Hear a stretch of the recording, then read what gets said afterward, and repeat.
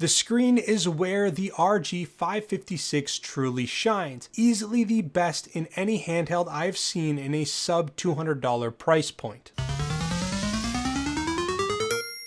What is up, guys? Welcome back to the channel. If you are new here, thank you for joining us. Today we're diving into something that is stirring up the waters in the retro gaming sea, the ANBERNIC RG556. Shout out to ANBERNIC for sending this over for an early look and review. This device isn't just another drop in the bucket, it's ANBERNIC's most powerful handheld yet, currently up for grabs on pre-order. With the RG556, ANBERNIC is pushing the envelope on what we expect from retro gaming handhelds, both in terms of performance and design. I've had my fair share of experience with ANBERNIC's lineup, so I'm eager to see how this new contender stacks up. And for those curious about the aesthetic options, it does come in black and a snazzy transparent blue. Now let's go ahead and unbox and explore a little. Unveiling the RG556, the packaging keeps things minimalist yet classy, with a white box adorned with a wireframe diagram of the device with a metallic silver outline, a nice touch. Inside we find the RG556 itself, which we'll set aside for a moment, a tempered glass screen protector, a user manual, and a USB-C charging cable. Straight off the bat, ANBERNIC keeps it focused on the essentials, ensuring you're ready to dive into the gaming world right out of the box. Now I should mention that this device shipped to me without any games whatsoever, so depending on what it is that you actually order, you may need to source all of that on your own. Taking a closer look at the RG556, its design throws a curveball. It's distinctive with a form factor that might raise eyebrows at first glance, but ends up being incredibly comfortable in hand. The device boasts a build that's designed for extended gameplay with ergonomically crafted grips that stand out as a major comfort plus. However, it's not all sunshine. The plastic housing feels a notch below what we've come to expect from ANBERNIC, being a fingerprint magnet and somewhat flimsy, raising concerns about the durability of it in the event of an accidental drop. Button-wise, the RG556 brings familiar faces back with its face buttons. They appear to be the same buttons that ANBERNIC used in the RGXX series devices. Though my unit's Y button occasionally felt kind of sticky, it almost feels like the plastic is rubbing weird, or maybe the rubber membrane underneath is a little too stiff in that one section. Oddly, it doesn't always happen, and the button does feel normal the rest of the time, so I'm not sure what's going on there. I'm not sure if it's my device or if it is all devices that are like this, but I do want to make note of that. The newly designed D-pad, while not winning any beauty contest, performs reliably, offering precise controls crucial for many precision retro games. Now I did notice in the button input tester that the down button was a bit more sensitive than I'd like and could lead to some unintentional diagonal inputs happening. However, in real world gameplay, this was not really something that I experienced. The Hall effect analog sticks feel pretty good, and they are very accurate, which is important because this device does have the ability to emulate more advanced consoles like Gamecube and PS2, where you would absolutely notice any sort of analog dead spots or jolty controls. They are reasonably low profile, so they don't get in the way, and the placement of the left joystick above the D-pad was an absolutely smart move. The Hall shoulder buttons deliver on accuracy and responsiveness too. There's almost no dead zone, which is great, especially for racing titles or any title on the Gamecube that takes advantage of analog shoulder buttons. But I do want to mention that the analog triggers have fairly stiff and tight springs, which may tire fingers over marathon sessions. Now let's go ahead and do a quick size comparison. The biggest competition to the RG556 in terms of performance and price could easily be argued is the Retroid Pocket 4 and 4 Pro. The size of the RG556 is a fair bit bigger than the Retroid Pocket 4 and 4 Pro. Now this is both good and bad. Good because it is a little bit more comfortable to hold in your hands than the Retroid Pocket 4 Pro, and the larger real estate on the screen is absolutely a nice to have as well. It is bad though, specifically on the portability side. Don't get me wrong, you can absolutely bring this with you places in the same way that you would with a Nintendo Switch Lite, but this isn't something you want to carry around in your pocket.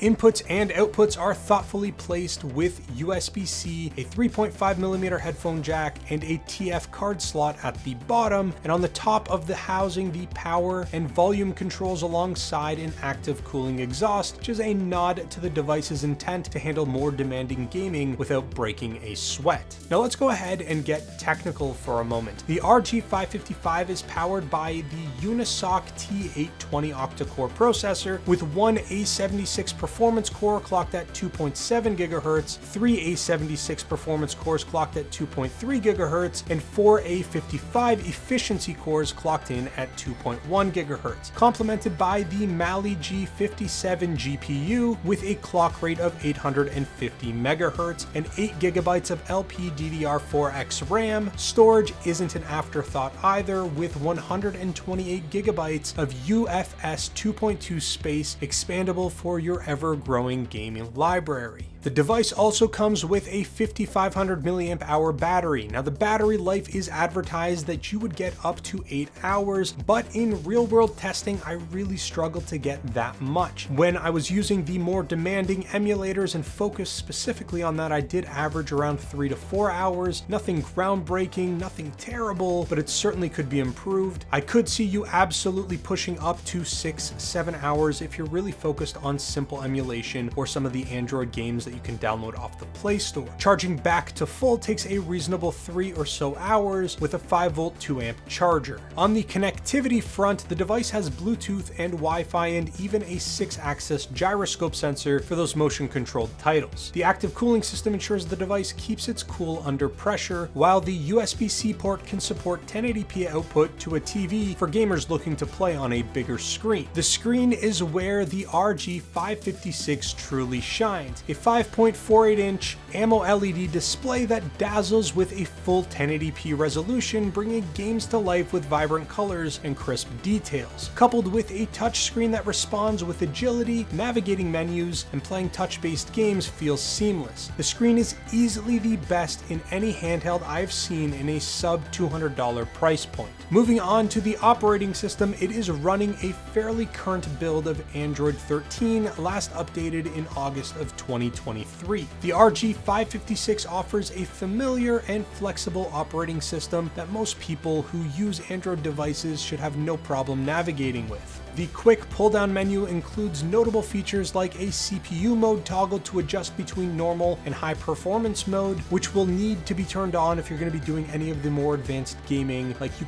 probably intend to do. There is also a fan speed setting for complete control over your cooling needs, including an auto fan feature which will self-adjust depending on the workload of the CPU. There is also an ambient light feature. Now this feature controls the ring lights that are around the analog sticks. Now you can turn them on or off quickly here, but if you long press on this button, it opens up additional settings where you can adjust things like the brightness or add other lighting effects. And I do personally like the lights on, but I do need to keep the brightness fairly low so it's not distracting. And I do think this is a super nice little cool feature to include on the handheld. The device also addresses controller layout preferences with a toggle for Nintendo Switch or Xbox button configurations, a thoughtful inclusion for seamless transitions between game types and emulation requirements. Now, out of the box, the device did come preloaded with a bunch of emulators, and most of which you can just go into the Play Store and update to the latest versions, and I actually didn't have any issues with any of the emulators with the exception of the PPSSPP emulator. Now, for some reason, the latest version of PPSSPP would not run on this device due to some sort of permission issues related to access of the storage space on the device. And after a bunch of playing around and not really getting anywhere, I reached out to another content creator. So I do want to give a shout out to the Retro Tech Dad, who sent me an old build or an old APK file of PPSSPP, which I then tinkered with and then manually upgraded one version at a time until I got to the current version, which is now fully working. So after a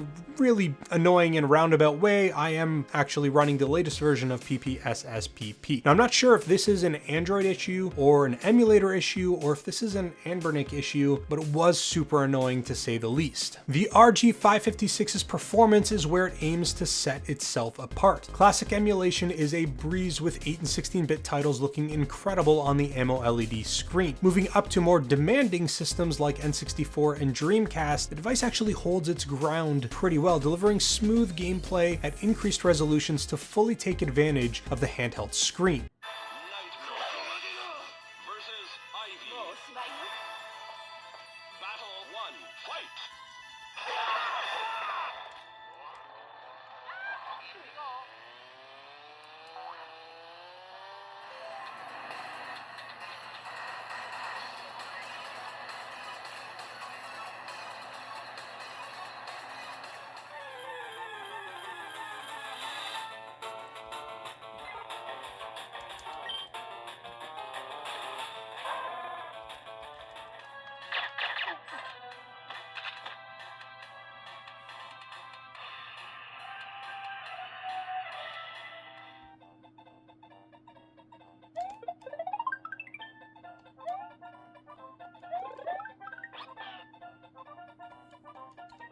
Next, we want to get into some more advanced emulation. So we're going to go ahead and take a look at PSP and PS Vita, Nintendo Gamecube and Wii, Nintendo 3DS, PlayStation 2, and then we're even going to tinker a little bit with Nintendo Switch. Starting with PSP, we were able to run everything I tried at a 4x resolution. All the games ran on the PPSSPP emulator, which is the latest version 1.17 with the Vulkan backend and no frame skip enabled. Even games like God of War Chains of Olympus were running at full frame rate almost the entire time, and the games looked really, really great.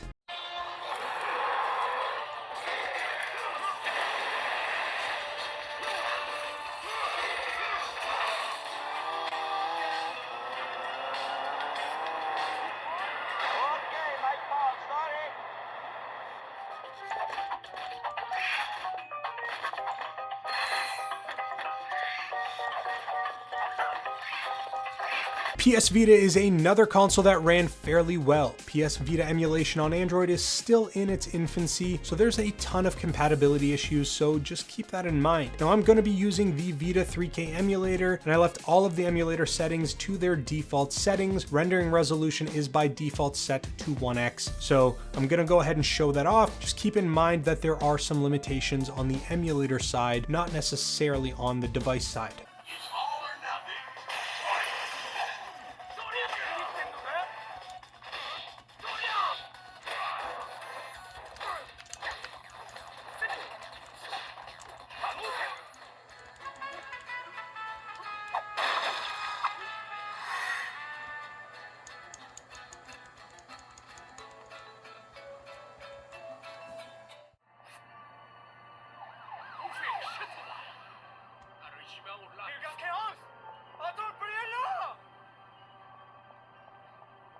Nintendo 3DS emulation with the latest nightly build of Citra is okay with some slowdowns from time to time, although there are titles you could probably push to 2x resolution and get a good experience. I personally found that leaving things at 1x resolution in favor of performance was the best way to go. All other settings were left by default.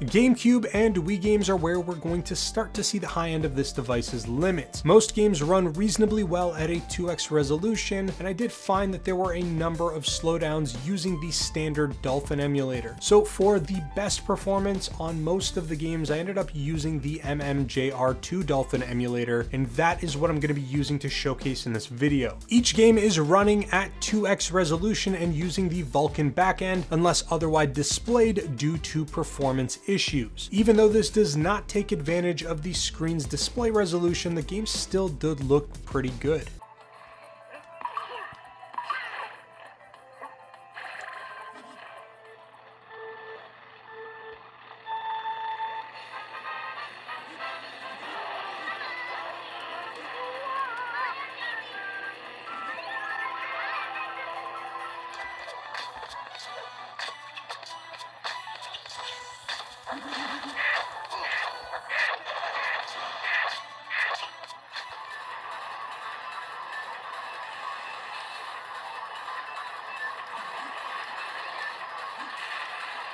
PS2 is another console that runs fairly well with some limitations, but certainly not taking advantage of the device's screen resolution. I tried to keep the rendering resolution at 2x, but a number of the harder to run games required me to drop down to 1x native resolution, and even in some cases like Gran Turismo 4 required an underclock of the system, which still left me with subpar results. Now I did use the Vulkan backend for all of the games demoed in this video as well.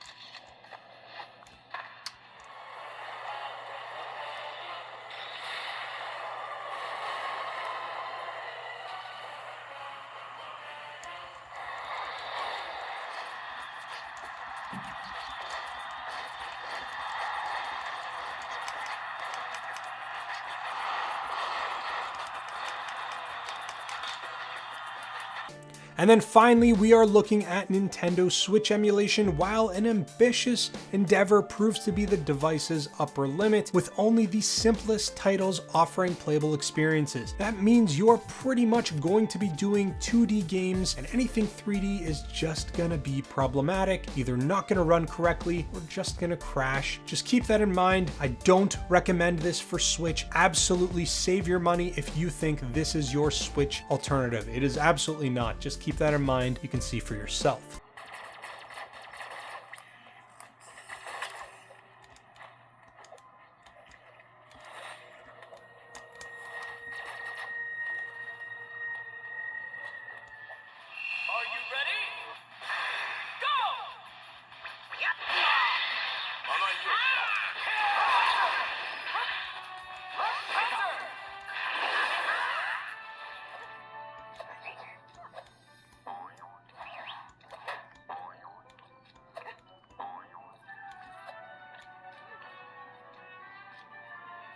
Now, one thing that I actually found that I really enjoyed on this device much more than I was expecting was using some of these streaming apps like the Xbox and PlayStation Remote Play. The screen size and resolution really made the gameplay experience great, and the form factor made playing those games super comfortable. Now, after spending some quality time with the RG556, it's clear that Anbernic was aiming high. Now, the device has many great features, including the design, ergonomics, the screen, and the accurate controls. However, the build quality and slightly underpowered CPU leaves a ton of room for improvement, especially when compared against its competitors in this price point. These cons, while not necessarily deal breakers, are considerations for potential buyers weighing the RG556's value proposition. Whether it justifies its place in your gaming collection will depend on your priorities, screen quality, emulation range, or build and design. Now, I am planning to do some dedicated console-specific videos showcasing a much wider range of titles being tested on the RG556. Now, this is going to include things like PS2, Gamecube, possibly PlayStation Vita, possibly Nintendo Switch or Nintendo 3DS. If there's something specific that you are interested in seeing, make sure that you go into the comment section down below. You let me know not only the console, but specific games, so that way I can try to create that and put those in the videos. Now, I do want to thank ANBERNIC again for sending me this early review unit. That is pretty much all that I've got for you guys in this video. Be sure to subscribe to the channel and turn on notifications so you don't miss any of my upcoming videos. Thank you so very much for watching. I'll speak to you guys again real soon.